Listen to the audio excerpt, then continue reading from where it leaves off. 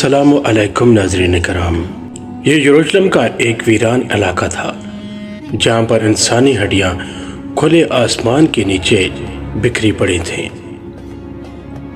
اچانک یہاں پر سے ایک بزرگ کا گزر ہوتا ہے جو یہ ہولناک منظر دیکھ کر ابدیدہ ہو جاتے ہیں، جو یہ اللہ کی بارگاہ میں ہاتھ اٹھاتے ہیں کہ یا اللہ انہیں موت کے عذاب سے نجات دلا۔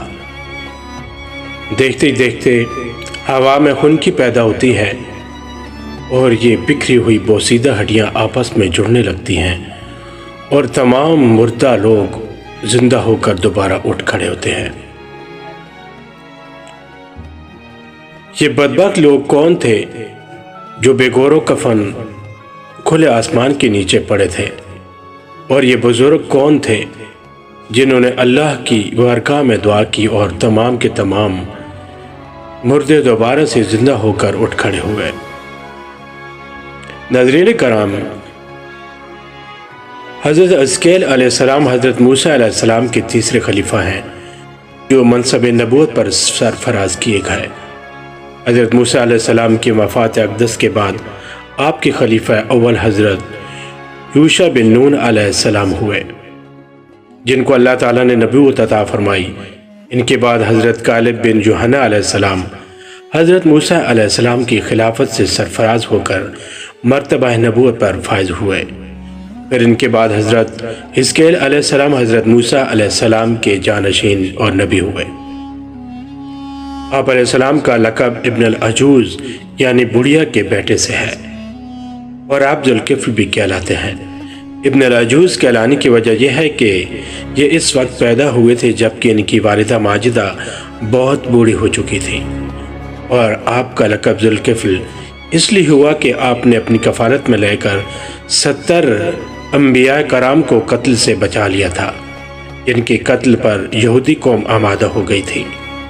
پھر یہ خود بھی خدا کے فضل و کرم سے یہودیوں کی تلواروں سے بچ گئے اور برسوں زندہ رہ کر اپنی قوم کی ہدایت فرماتے رہے گے۔ بنی اسرائیل کی ایک جماعت جو حضرت حزقیل علیہ السلام کے شہر میں رہتی تھی، شہر میں طاعون کی وبا پھیل جانے سے ان لوگوں پر موت کا خوف سوار ہو گیا، اور یہ لوگ موت کے ڈر سے سب کے سب شہر چھوڑ کر ایک جنگل میں بھاگ گئے اور وہیں رہنے لگے۔ تو اللہ تعالیٰ کو ان لوگوں کی یہ حرکت بہت زیادہ ناپسند ہوئی، چنانچہ اللہ تعالیٰ نے ایک عذاب کے فرشتے کو اس جنگل میں بھیج دیا، جس نے ایک پہاڑ کی آڑ میں چھپ کر اور چیخ مار کر بلند آواز سے یہ کہہ دیا کہ موت آ، یعنی تم سب مر جاؤ۔ اور اس مہم اور بھیانک چیخ کو سن کر بغیر کسی بیماری کے بالکل اچانک یہ سب کے سب مر گئے، جن کی تعداد 70,000 تھی۔ ان مردوں کی تعداد اس قدر زیادہ تھی کہ لوگ ان کے کفن دفن کا کوئی انتظام نہیں کر سکے، اور ان مردوں کی لاشیں کھلے میدان میں بے گور و کفن 8 دن تک پڑی پڑی سڑنے لگی، اور بے انتہا تعفن اور بدبو سے پورے جنگل بلکہ اس کے اطراف میں بدبو پیدا ہو گئی۔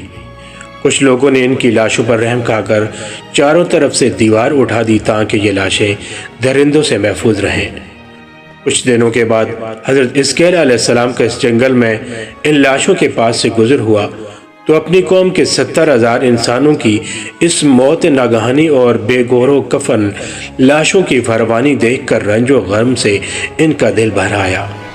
آپ دیدہ ہو گئے اور باری تعالیٰ کے دربار میں دکھ بھرے دل سے گڑ گڑا کر دعا مانگنے لگے کہ یا اللہ، یہ میری قوم کے افراد تھے جو اپنی نادانی سے یہ غلطی کر بیٹھے کہ موت کے ڈر سے شہر چھوڑ کر جنگل میں آ گئے۔ یہ سب میرے شہر کے باشندے ہیں، ان لوگوں سے مجھے انس تھا اور یہ لوگ میرے دکھ سکھ کے شریک تھے۔ افسوس کہ میری قوم ہلاک ہو گئی اور میں بالکل اکیلا رہ گیا۔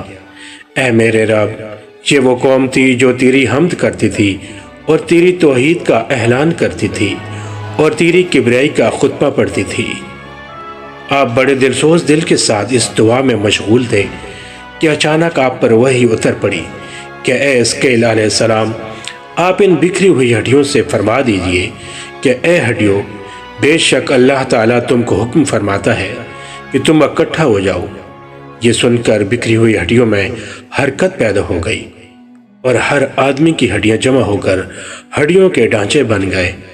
پھر یہ وحی آئی کہ حزقیل علیہ السلام آپ فرما دیجئے کہ اے ہڈیو، تم کو اللہ کا یہ حکم ہے کہ تم گوشت پہن لو۔ یہ کلام سنتے ہی فوراً ہڈیوں کے ڈانچوں پر گوشت پوست چڑھ گئے۔ پھر تیسری بار یہ وحی نازل ہوئی، اے حزقیل، اب یہ کہہ دو کہ اے مردو، خدا کے حکم سے تم سب اٹھ کر کھڑے ہو جاؤ۔ چنانچہ آپ نے یہ فرما دیا تو آپ کی زبان سے یہ جملہ نکلتے ہی 70,000 لاشیں دم زدن میں ناگہاں یہ پڑھتے ہوئے اٹھ کھڑی ہو گئیں، سبحانک اللہم و بحمدک لا الہ الا انت۔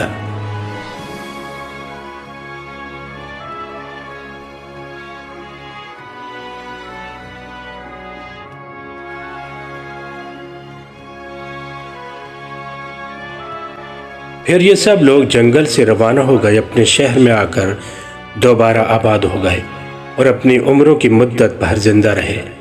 لیکن ان لوگوں پر اس موت کا اتنا نشان باقی رہ گیا کہ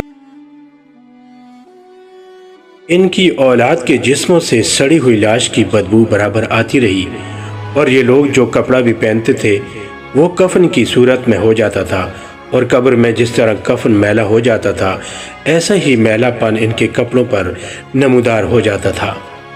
چنانچہ یہ اثرات آج تک ان یہودیوں میں پائے جاتے ہیں جو ان لوگوں کی نسل سے باقی رہ گئے ہیں۔